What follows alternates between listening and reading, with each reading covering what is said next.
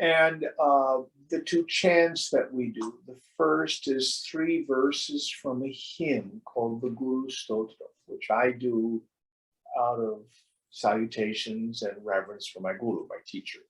And then the second is a Vedic chant, one of the Shanti mantras, where we invoke our good study together. So where are we in our text? We're on chapter 3, number 23, page 80. Verse 23, page 80. Can you help us out, please? Yeah.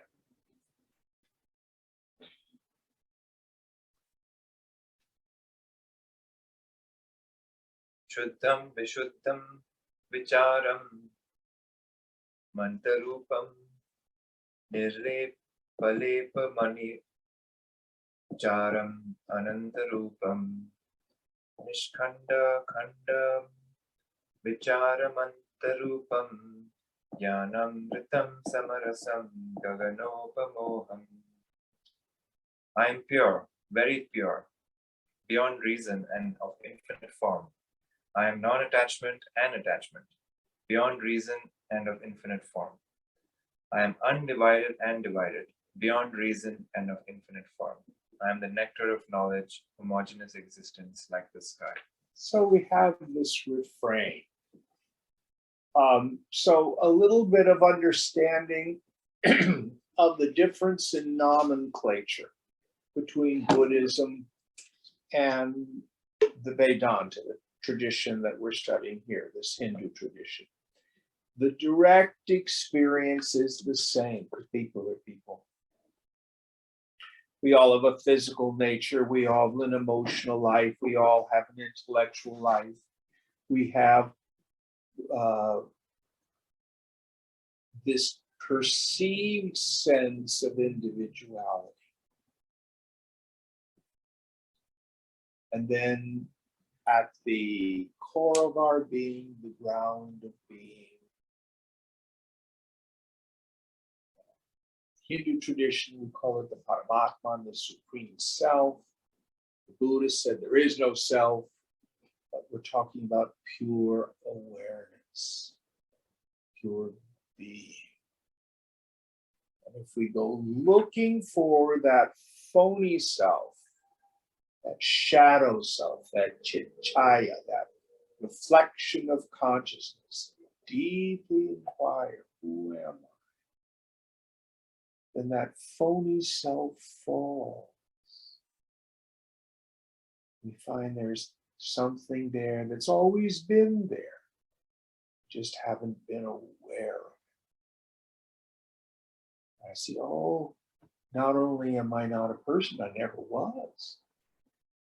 Just this weird trick of the mind. This making sense for you, Malcolm? Yes. So here, when he says, I am, he's not talking about the ego.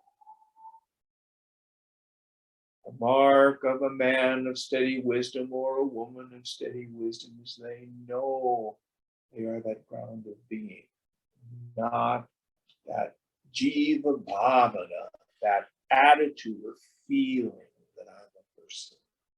So with that in mind, let's break down the scripture. So the first idea, would you help us out again? I am pure, very pure, beyond reason and of infinite form.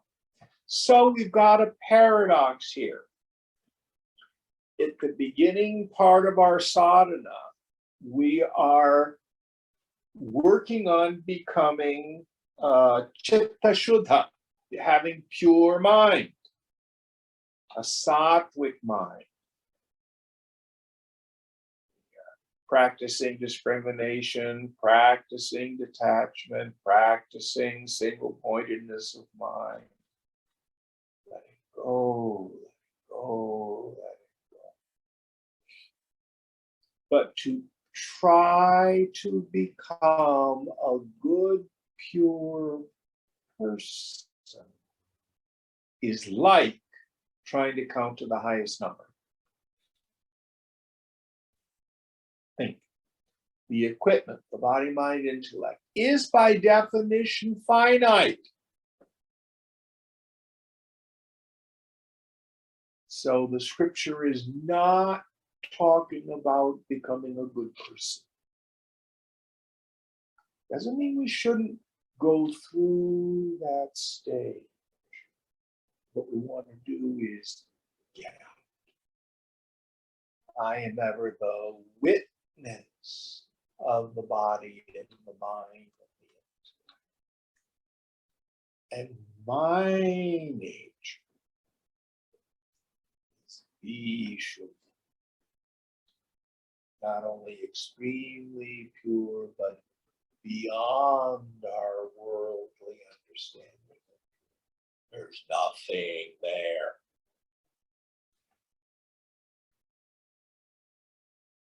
Now, the paradox is, in the end, the way to heal the mind is to get out of the mind. Getting, if we want to be psychological, we go to our psychotherapist and we deal with our issues,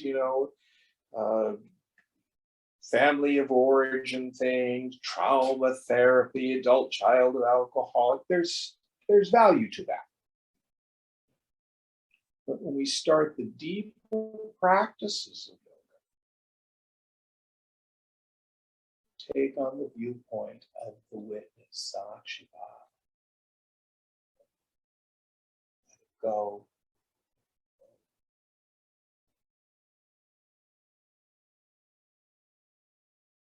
The mind starts to right itself and we quit feeding it by our belief.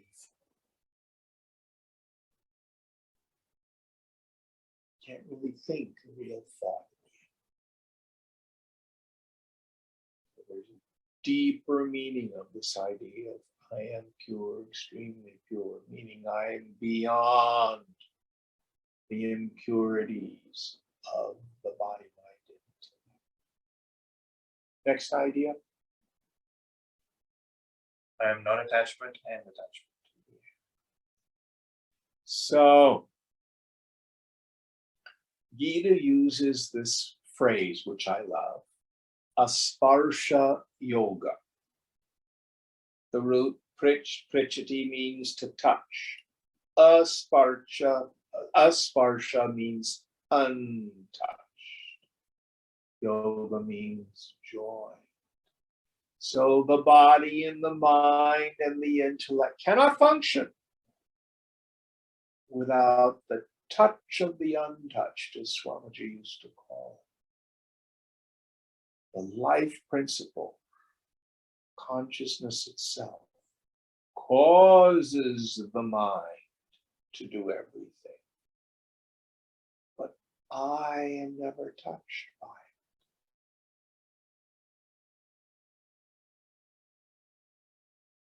So I watch the mind and I see, oh, the mind is unattached, going through life, mellow, serene. But then let's say I get triggered. I get upset. Who is it who knows the attachment? Me. I am not attached. I am the knower of attachment in the mind and the knower of unattachment.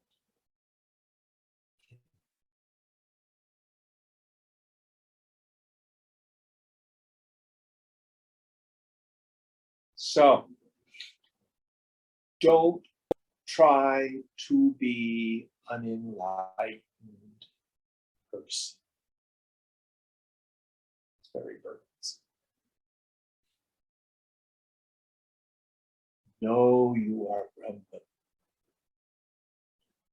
Know you are that grounded being. And watch the mind go through its attachment, its letting go, understanding that like trying to count to the highest number. The ego never gets there.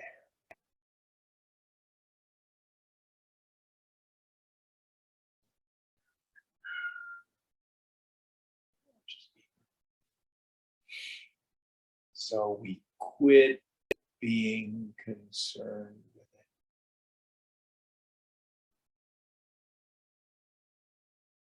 Get out.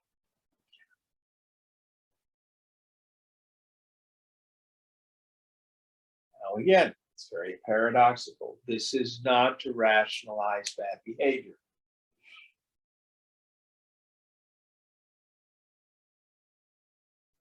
As I said earlier, the way to heal the mind is to get out of the mind. Any thoughts on this? This making sense, Malcolm? Yes. Okay. I just keep checking in because I don't know where you are in your sadhana yet. All right, next idea. I am undivided and divided. So the world of name and form is divided into the various people, places, things, and conditions. But I am undivided and never touched by it. Now listen carefully. In truth, the world isn't even really divided. Let me see if I can illustrate this. We always say you are the God of your dream. So when you have a dream, you've got a dream body with a dream ego and a dream world outside and dream thoughts and feelings inside. But you are not in the dream. The dream is in you. And is your mind really divided into people, places, things, and conditions? No, it just seems like it. You don't wake up in the morning and a piece of your mind fell on the floor.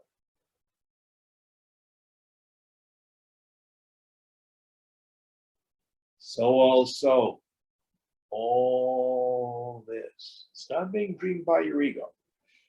Infinite super dream. It appears divided, but it's not really.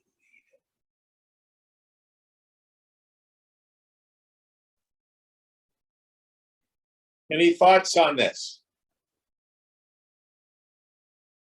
Next idea. I am the nectar of knowledge, homogeneous existence like the sky. Yes, that's the refrain in this section. Next verse.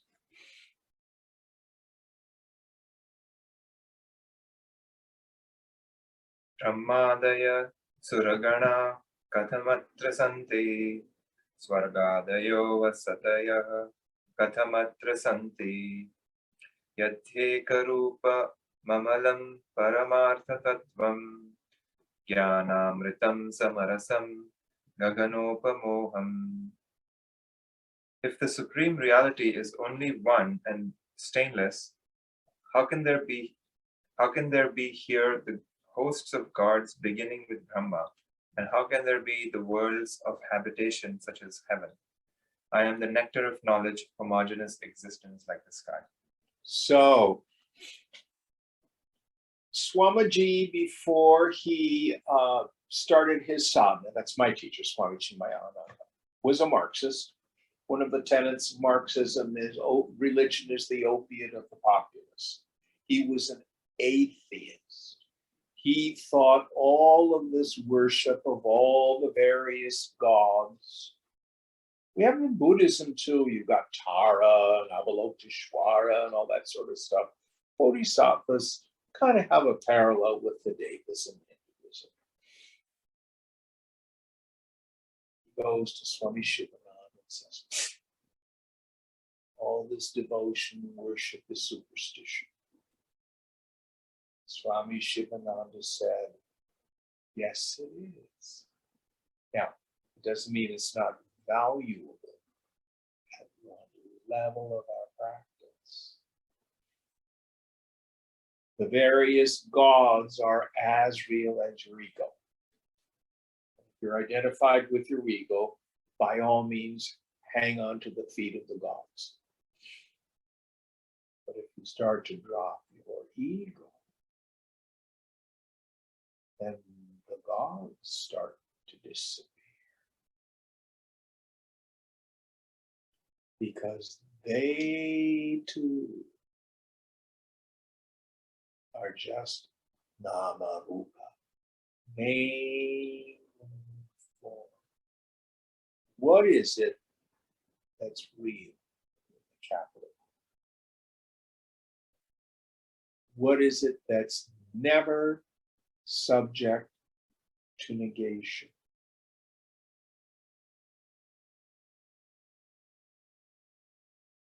That's your very experience of I.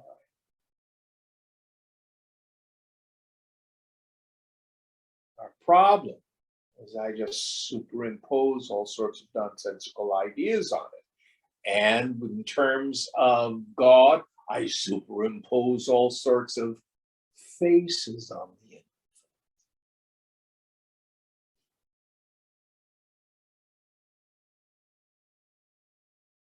And it's very sad because religion is one of the things human beings fight over the most.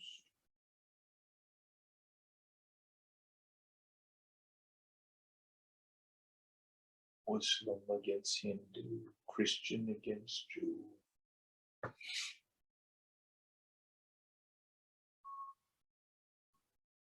And all of these various scriptures point, they do not define.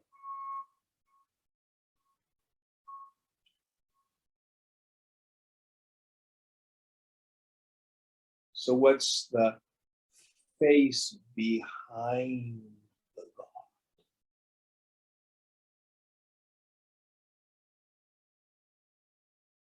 In the Christian Eastern Orthodox tradition, we have what we call icons. So you see the icon of Jesus that's up there behind me?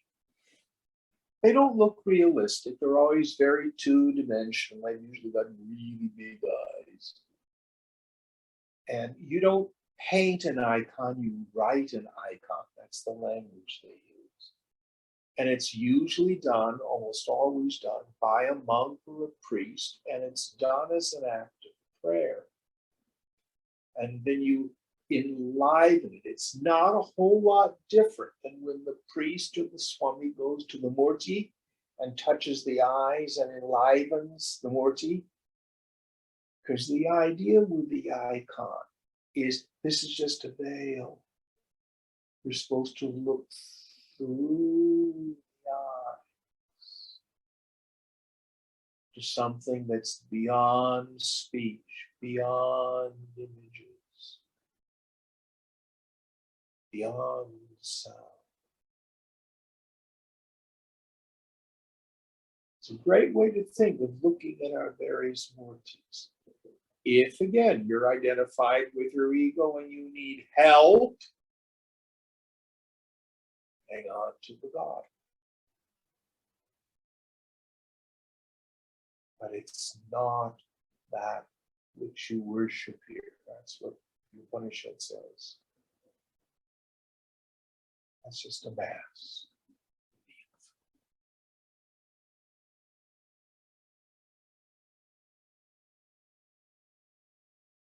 Any thoughts on this?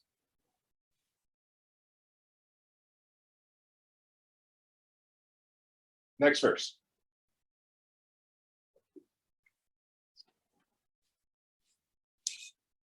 Neti neti vimalohi katham vadami nishesha shesha vimalohi katham vadami nirlinga linga vimalohi katham vadami jnanamritam samarasam gaganopamoham.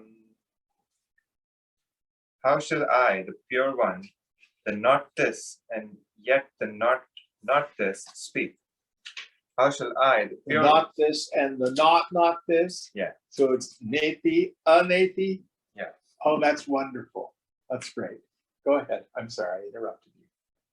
How shall I, the pure one, the endless and the end, speak?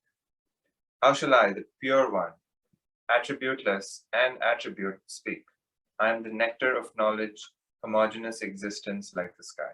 So what he's riffing on here is one of the most famous little phrases from the scriptures. Neti neti. Na iti, na iti. Not this, not this. We never say neti, not this. And we never say neti, neti, neti. Not this, not this, not this. It's always the two. Why? It's the classic negation of the microcosm and the macrocosm.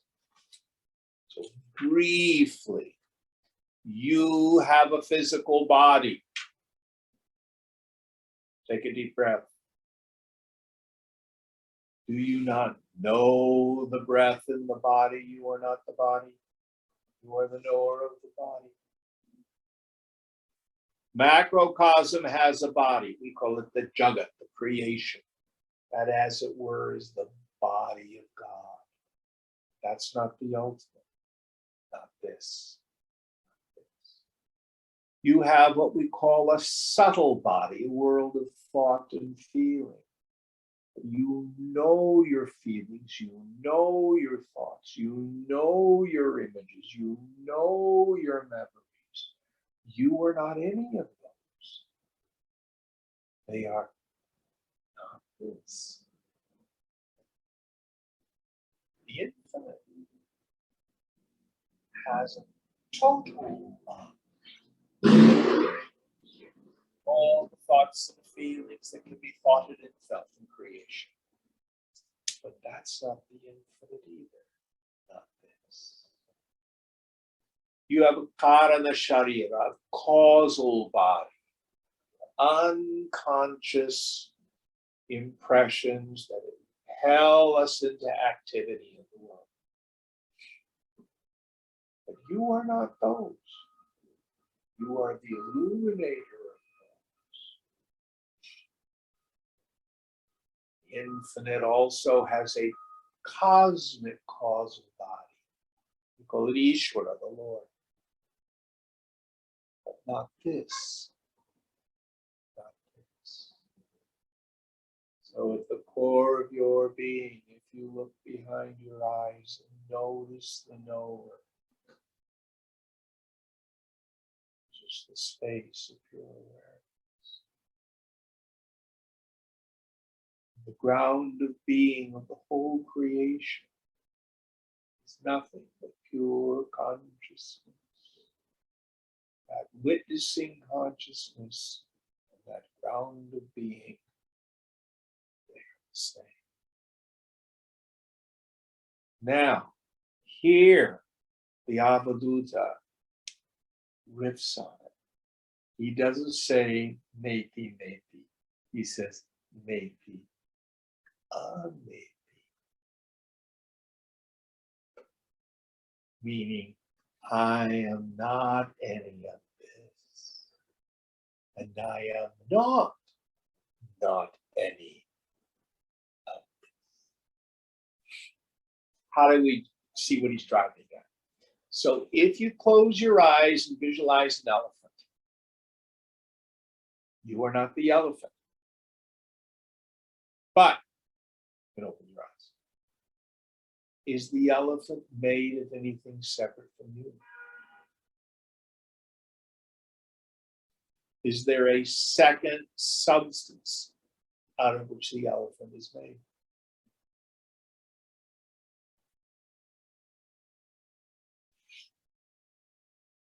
So what appears as the world of name and form in the end is Brahman. My favorite mantra from the Chandogya, Sarvam Kalvidam Brahma.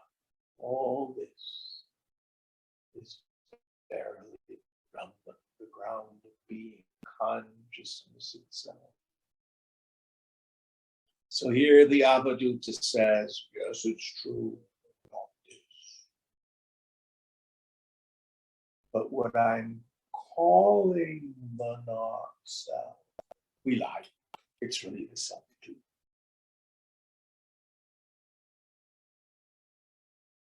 Any thoughts on this? Next idea?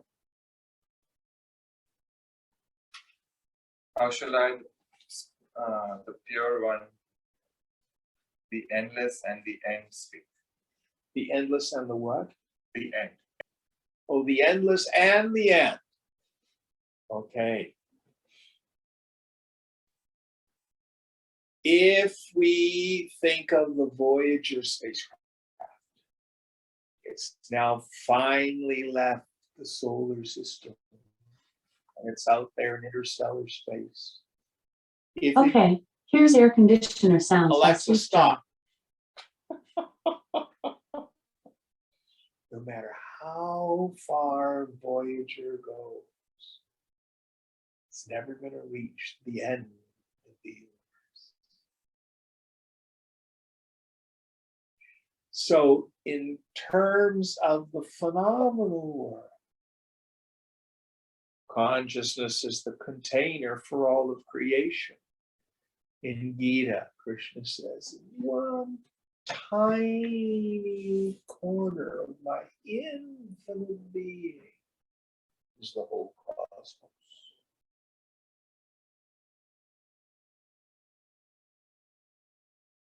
So the infinite, it's endless. Now, what is that by which everything is known? Without which nothing can be known, beyond which there is nothing to know. What is the end of knowledge? Veda Anta.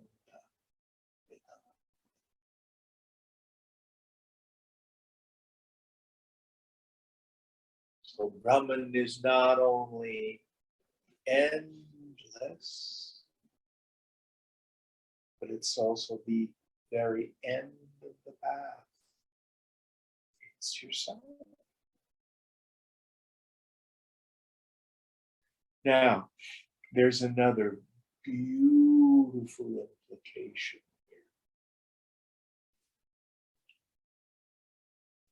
here. In Yoga Vasishta, one of the most famous sections is the 7 jnana bhumikas, the 7 stages of knowledge. Ramana Maharshi once asked, at which of these 7 stages does the jnani, the man of wisdom, belong, the person of wisdom? Bhagavan says the 4th. And then the disciple says, then why have 3 more superior to it been articulated by the scripture? He says, these are not stages of bondage and release. They have to do with the experiences of the realized person. They are post-enlightenment samadhis. Well, I've got news for you. There's not just 3. That too is it.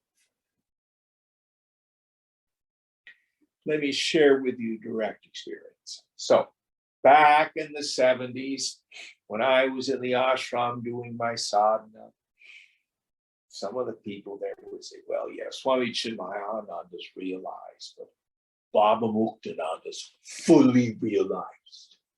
He's more realized than Swamiji. Then there was a great Sufi master who came to town, Guru Bawa. Most people don't even remember him now. He was completely fully realized. Meaning, when we're in the presence of these Mahatmas, we experience a lot of Shakti, power. Tune our minds to them. They go, just eat our mind. Or one of India's greatest 20th century saints, Anandamayi Ma, my dear friend Julie Jackson, actually had her darshan in 1974. And she said, you just got within 20 feet of her and your mind was just gone. And she just sobbed and sobbed and sobbed and sobbed.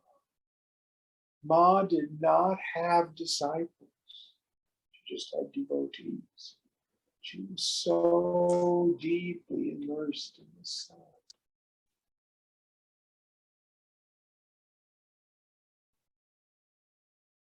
So there's no end to how deeply the mind can revel in Brahman.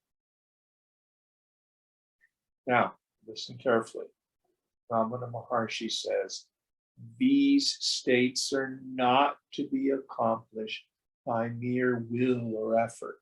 In fact, if you're making efforts, you're not even a jnani yet. The mark of the man or woman of steady wisdom is you've given up struggle. They're due to the force of the merits of past actions. But when we come in contact with the great Mahatma, it's a glorious thing.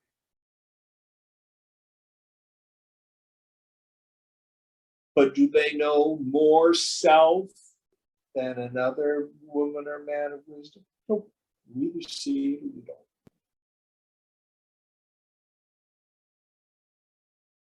And even my experience of Swamiji, when I first met him in the 70s, young man, dark hair, full of vigor and vitality and stuff like that. A lot of power. But as he got older and as the prarabdha, like just left, he became almost diaphanous. So transparent. There was almost nothing left but the infinite.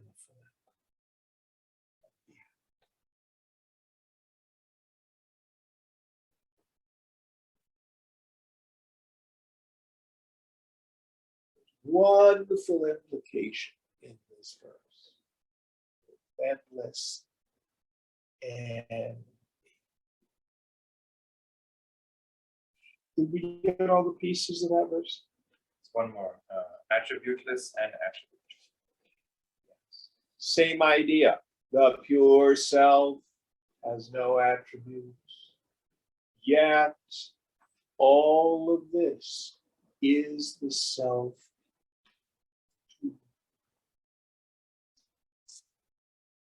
So let's put it in the frame that we get in Yoga Vasishta.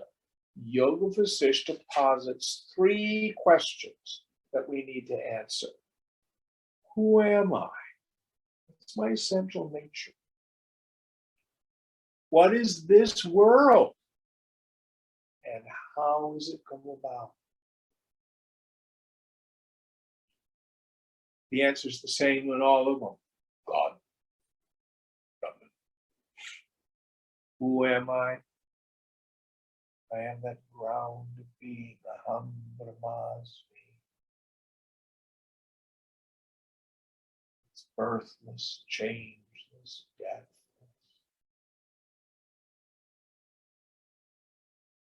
The consciousness has this incredible power, Maya Shakti, where it seemingly forms into subject object.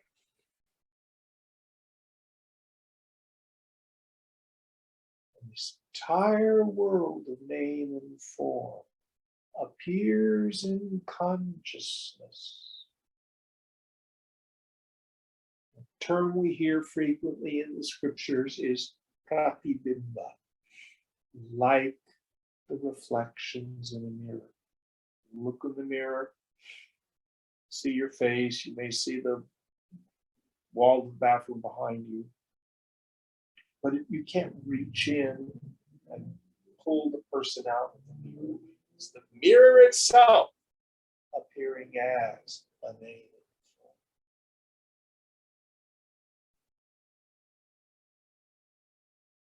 I always think of that very first Star Wars movie.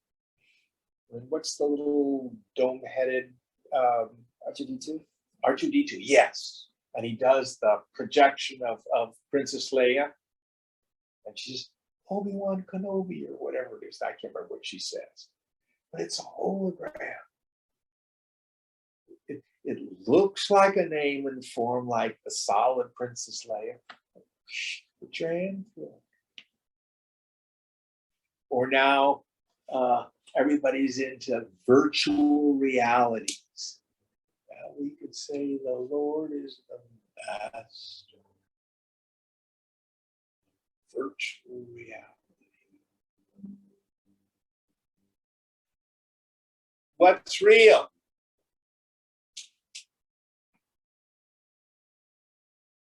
Consciousness, which is actually kutusta, stable, still like a monk. All of this seems to be going on. How does it come about, that third question? Imagination, sankalpa. Oh, so what? Don't worry. It's all okay.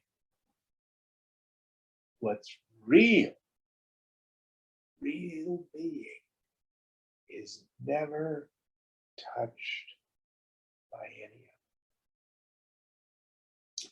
Now, we don't go out on the street and talk like this to the people out there. It would be cruel. Aunt Mary dies, you're sympathetic.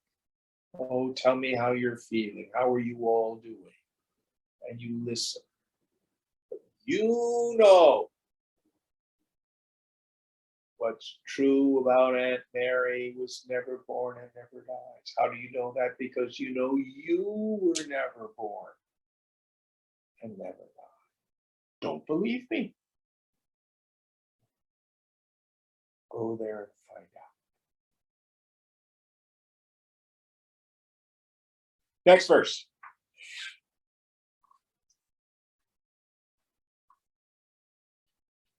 Nishkarma karma param satatam karomi nisanga sanga haritam param vinodam nirdeha deha rahitam satatam vinodam jnanamritam samarasam gaganopamoham. I ever perform the supreme action which is non-action. I am the supreme joy, devoid of attachment and detachment. I am the everlasting joy, devoid of body and absence of body. I am the nectar of knowledge, homogeneous existence like the sky. So nishkama, was it nishkarma or Nishkarma. nishkarma, without action and then action. And the sangaha, Nisanga, sangaha, nisanga. Yes. sangaha, nisangaha, attached or joined or not attached or joined. So again, this whole idea of living with the paradox.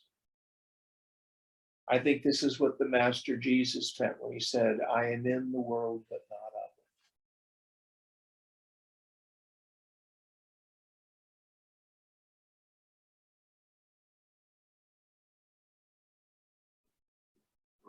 it. And what about all this joy that he keeps talking about? My best example for that is going to the movies,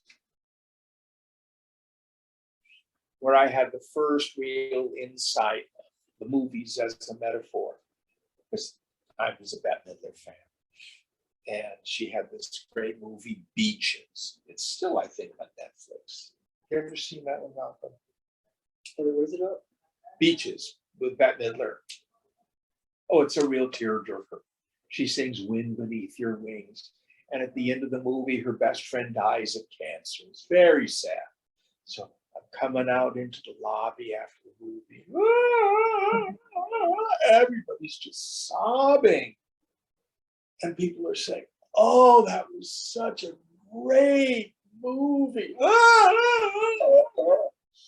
What's going on here?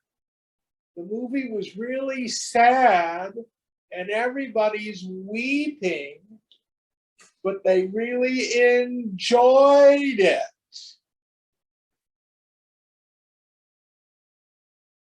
Why?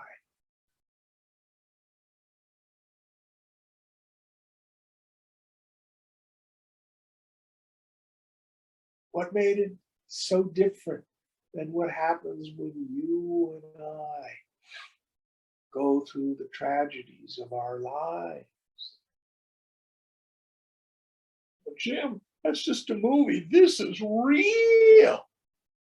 Is it? Now listen carefully. Vedanta does not cause us to lead a life where our feelings are shut down.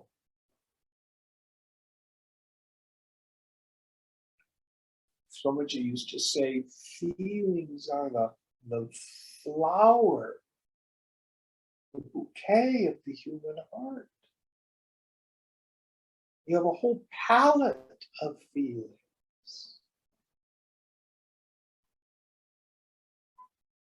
But think, if you like to go to splooge movies, you know, the Stephen King ones, I call them splooge movies because that's the sound of a knife going in and the blood goes splooge.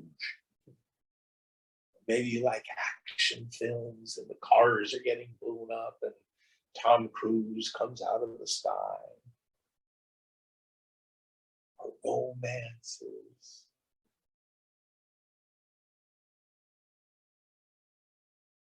Can you go to a movie with a dog in it, or does it make you cry? So we have this great palette of human emotions, but we know at a very deep level, it doesn't really touch me. It's not real. So the assignment is keep practicing this introversion, the attentive faculty. Keep noticing whether or not anything in this world ever really touches. Some wonderful experience happens, you look inside, nope, I'm still just witnessing consciousness, nothing touched me. Something terrible happens, check out within, no, never touched me. It's all safe.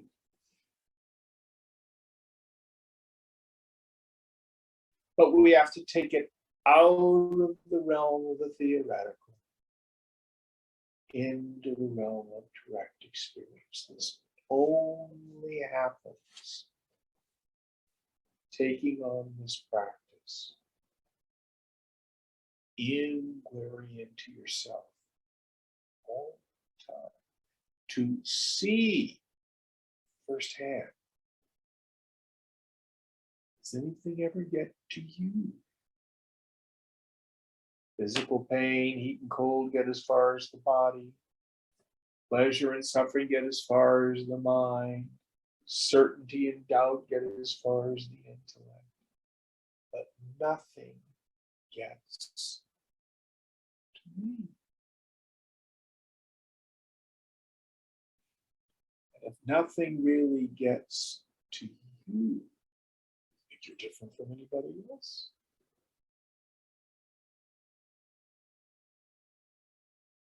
They just don't know it.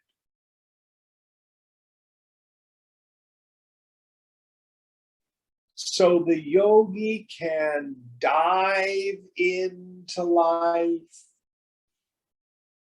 live life fully,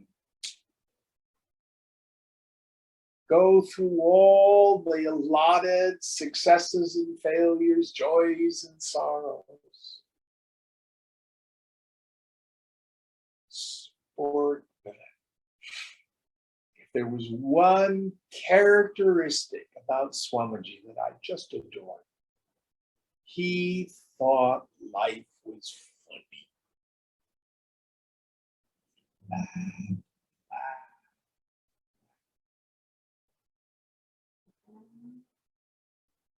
He thought our foibles and our little attachments and stuff were funny.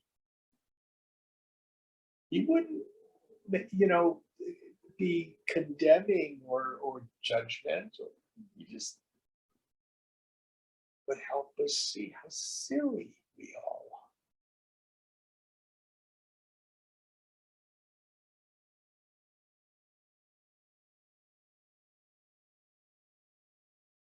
So make sure that you don't interpret the practice of detachment as some kind of shutting down. Viveka, Vairagyacha. Discriminate between the real and the unreal, the self and the not self. That gives us the insight to practice Vairagya, mature detachment.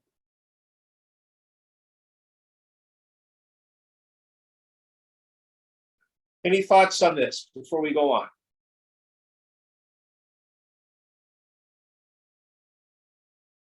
All right, next verse.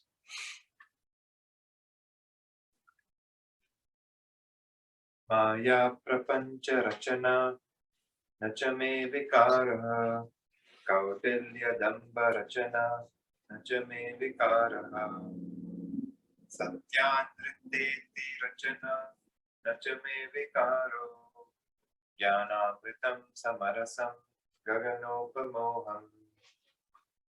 The creation of the illusory universe is not my modification. The creation of deceit and arrogance is not my modification. The creation of truth and falsehood is not my modification. I am the nectar of knowledge, homogeneous existence like the sky.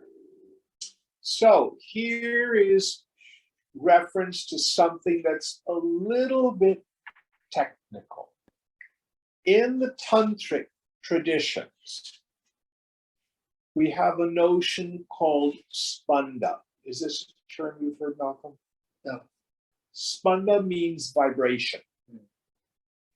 The tantrikas say that consciousness vibrates a little, and that's what causes the phenomenal world, name and form. The implication is that consciousness actually undergoes a change. The Vedantins say no. It just appears to undergo a change.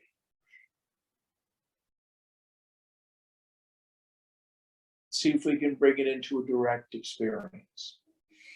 If you dream you've been out sailing on the bay,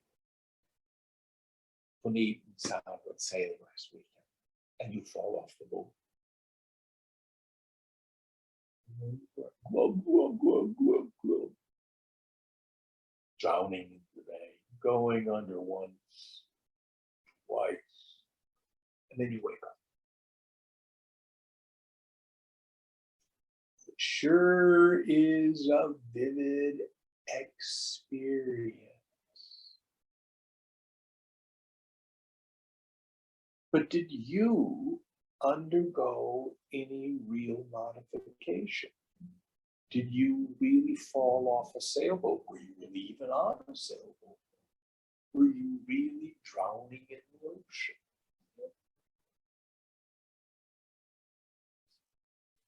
Your mind is still right there between your ears and the bed.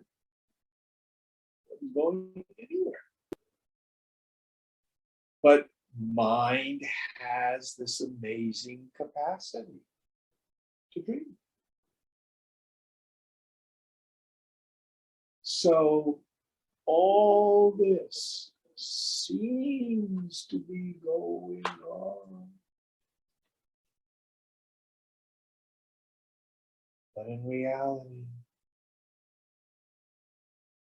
ground of being is Gita, still established. Achalam, it never moves.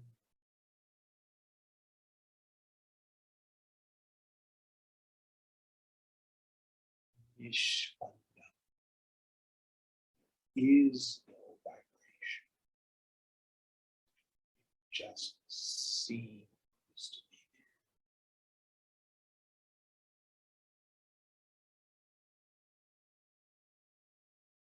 Well, how do they do it? Nobody knows. Great mystery. So we have images like the image, there are metaphors like the city in the mirror and the waves in the ocean. Those are the two classic ones.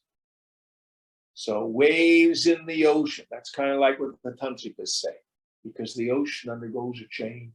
The surface of the ocean waves. The deep part of the ocean still.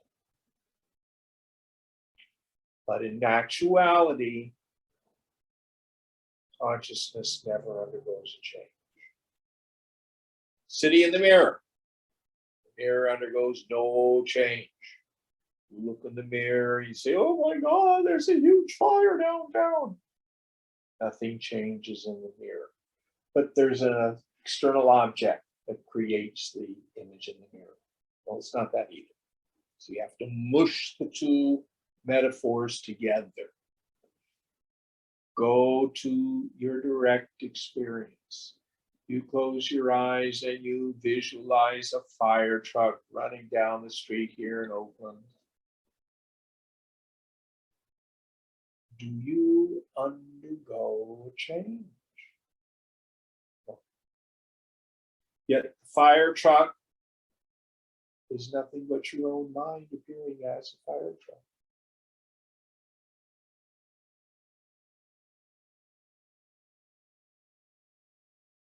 The more we focus on images, the more we reify them, make them real with our belief system, the more they appear like they are concrete and real.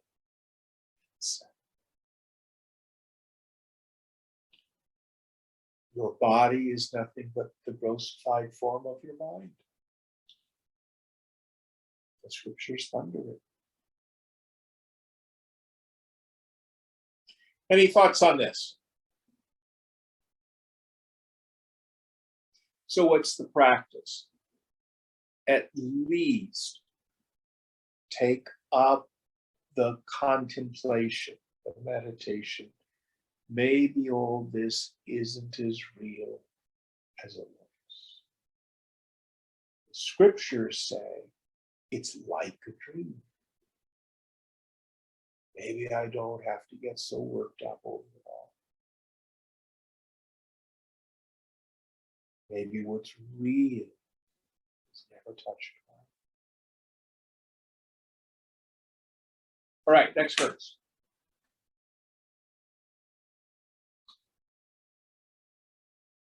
Sandhyadikala-rahitam na cha me viyogo yanta prabodha-rahitam vadhiro na bhukaha evam vikalpa-rahitam na cha bhava-shuddham jnanamritam samarasam gaganopamoham. I am devoid of time, such as twilight. I have no disjunction. I am devoid of interiorness and awakening. I am neither deaf nor mute. I am thus devoid of illusion. I am not made pure by moods of mind. I am the nectar of knowledge, homogeneous existence like the sky. So let's parse this one. The first idea. I am devoid of time, such as twilight. I have no disjunction. So time and space are created by the mind. Again, if you go to the dream state, this becomes clear. If you have a partner that you're sleeping with and you make a noise and they wake up, they'll look at you and they'll see your eyes go like this. They call it rapid eye movement, REM sleep. They're dreaming. From the outside, maybe a minute, minute and a half. Inside the dream, long process. There you are driving through San Francisco trying to get home. You keep ending up in the wrong neighborhood and you keep going thither and thither and past these houses and those buildings. So long. But your mind creates time.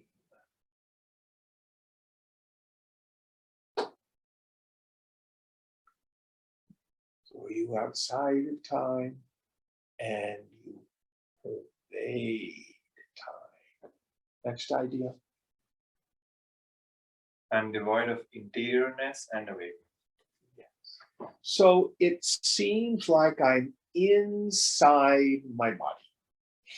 And that's a trick of the senses because, from my head, I peep out of my eyes, I hear through my ears, I smell through my nose, I go blah, blah, blah, blah in speech, taste through my tongue. But where are you located? And then we tend to think of phenomenal objects outside and thoughts and feelings inside. Well, from the standpoint of yoga, the perceptions that are outside and the thoughts and feelings are both exterior, as it were, to me, or interior to consciousness. In other words, it cannot be articulated in a spatial way. Again, we go to a dream. It feels like I'm inside the dream. But are you in the dream or is the dream in you? Here's a good question. Do you incarnate into a dream? Oh, Buddhism and Hinduism put a big stress on reincarnation. The highest teaching. Actually, no. You are never in a body. Like the dream body, it is in you.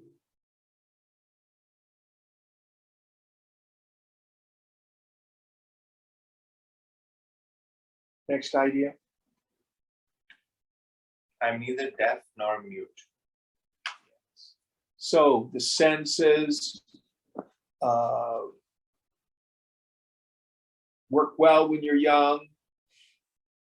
At 74, almost 75, I can't see well anymore. I'm going deaf. I start to fail. You may have some other disability, but none of it touches the self. If my water glass gets cracked, touch me. The body gets cracked, touch me. Next idea. I am not made pure by moods of mind. Yes. So again, it's not about getting a goody-goody mind in the end. I am pure by nature. There's a paradox. In the beginning, we strive for a sattvic mind, in a still, pure mind. with the attentive faculty of looking within. My essential nature is apprehended initially. But that pure mind doesn't create myself. It is like a steamy mirror in the bathroom. Take a shower, you look in the mirror, you can't see your face. Turn on the fan or open the door, the steam goes away. You can see your face in the mirror. That's what happens when the mind is made pure. Shuddha Chitta. But after I've seen my face in the mirror, when I leave the bathroom, my face doesn't fall off. So when thoughting starts up again, you don't disappear. You're thinking. Who's aware of the thinking? We're the most ordinary mind state. Who knows that ordinary mind state? You are an eternal factor.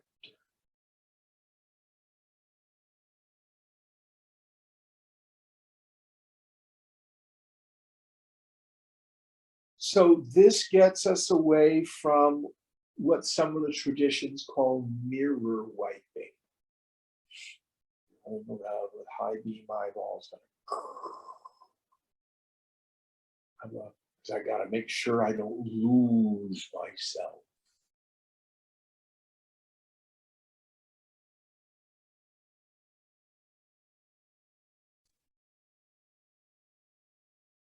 Do not disappear when the mind becomes active. Now, even Shankara, this wonderful poem, first line goes, Prata Smarami Hriddi, can't remember the rest of it. Basically says, in the early hours of the morning, I remember my heart goes on my self-nature. Well, what do you like to do? The day is quiet, the world's mind hasn't started up yet. You spent time emptying.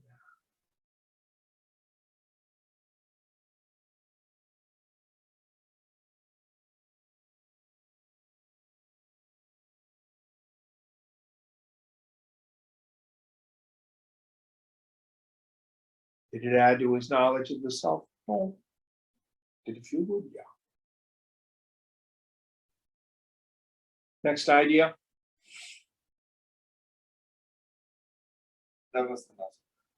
Wasn't there something about knowledge or not knowledge? Did we skip that one? Read the whole thing in the English again. I am devoid of time such as twilight. I have no disjunction. I'm devoid of interiorness and awakening. I'm neither deaf nor mute. And thus, Interiorness and awakening. Yeah. Oh, that's the piece I forgot. So, one of the traps that we can get into is what is frequently called second mind. That means after you've had one of these samadhi experiences, or maybe in satsang with the teacher, or in your own meditation, you have a sense, yeah, I get it. Now, oh, there's nothing there. Then the mind returns and it goes, is this it? Oh, that would be arrogant. I can't be enlightened. Do I know? Don't I know? Do I know? Don't. Oh, I just got mad at somebody. I was, you know. In other words, the ego has reformed, identified with, I know something significant, or I've had a significant experience, or I'm now some extra special kind of person.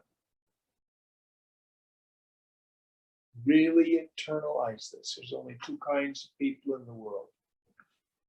Those who think they're a person. And if you think you're a person, you're a fool.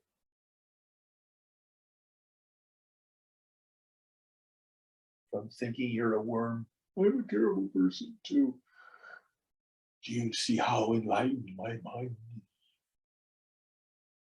And those rare individuals who know I'm not a person, I am Brahman.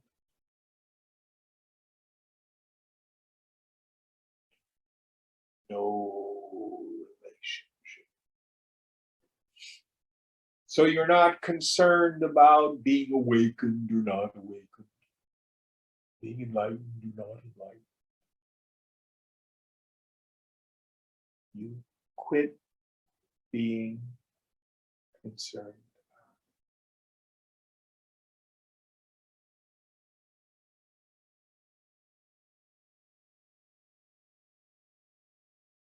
Now, if the question arises, do I know my essential nature?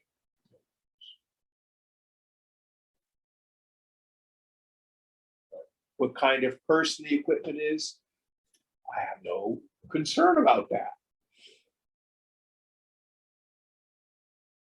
Other people may have all their ideas about you, but that's their problem. Very important point. Otherwise, you get all identified and attached with what you know and what you don't know.